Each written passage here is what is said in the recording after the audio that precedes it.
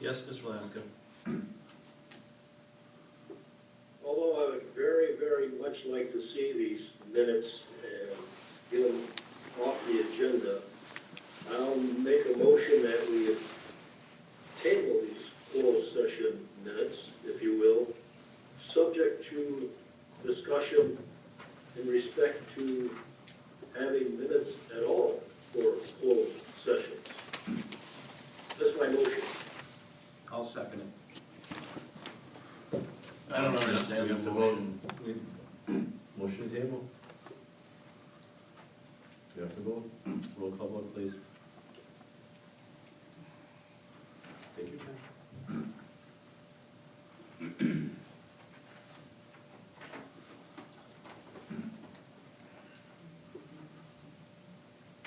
Can we not discuss before we vote? You cannot discuss. Supervisor Vansky, No. Supervisor Fisher, Abstain.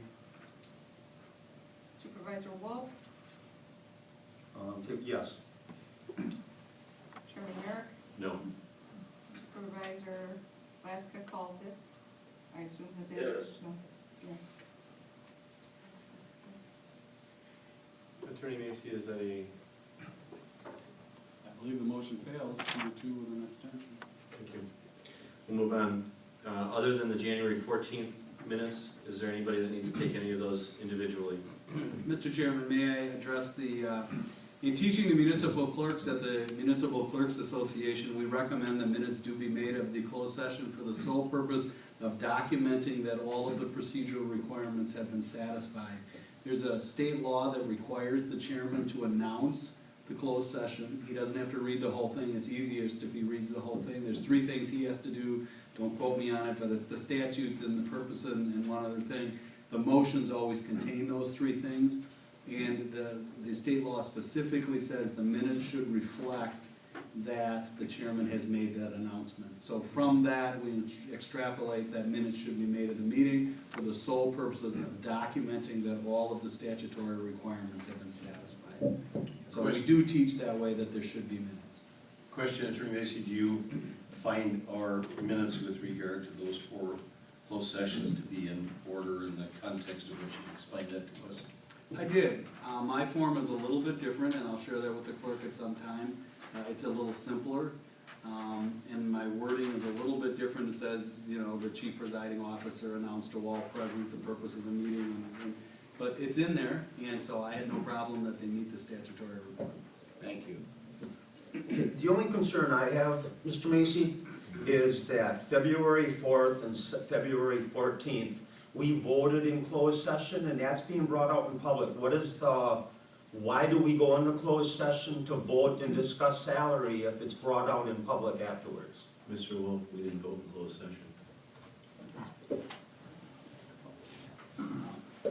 I always recommend there be no vote in closed session unless it's absolutely necessary. And the law is that if there is a motion in closed session, that those minutes need to be kept confidential and sealed until such time as the purpose for the closed session is no longer necessary.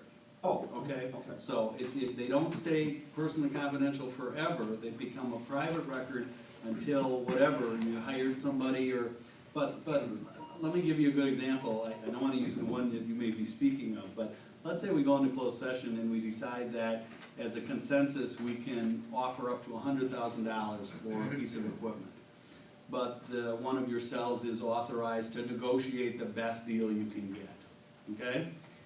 If we did that in closed session as a motion, whoever we negotiated less than $100,000 is not gonna be real happy with us when those minutes become public. Right. And so we don't like to have any kind of motion in closed session. There are rare instances where it has to be done, and we understand that. But then the rule is the minutes stay confidential, but once you buy that piece of equipment, those minutes become public. For the record, I'd like to make it clear, we did not vote in closed session. Other than the January 14th minutes, is there anybody that needs to take these individually?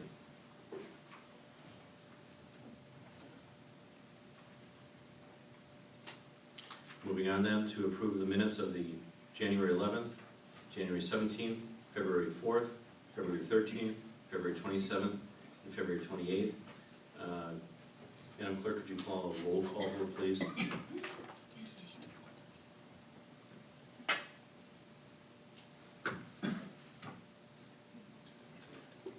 Supervisor Bianski, Yes. Supervisor Fisher, Yes. Supervisor Laska, No, Chairman Merrick, Yes. and Supervisor Wolf. Yes. Motion carries. And then on to January 14th, 2014, closed session meeting minutes. Again, roll call vote, please.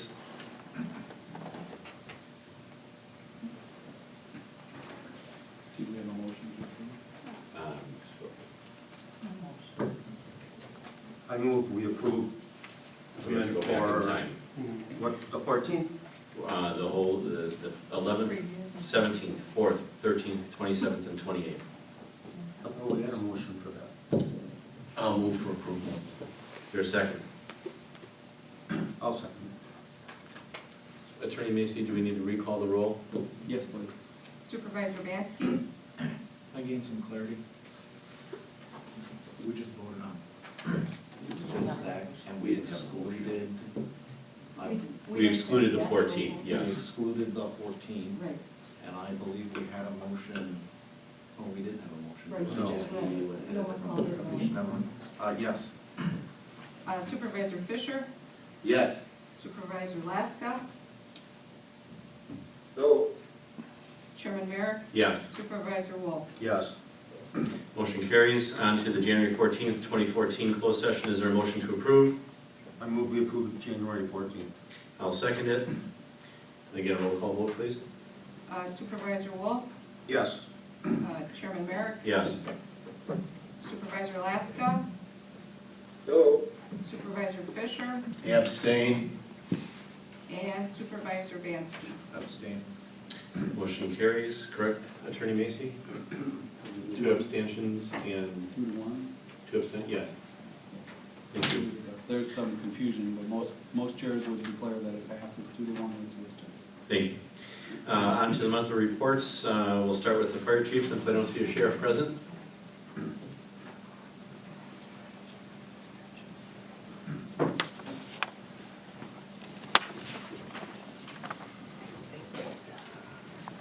Deputy was here, he just got called away, so.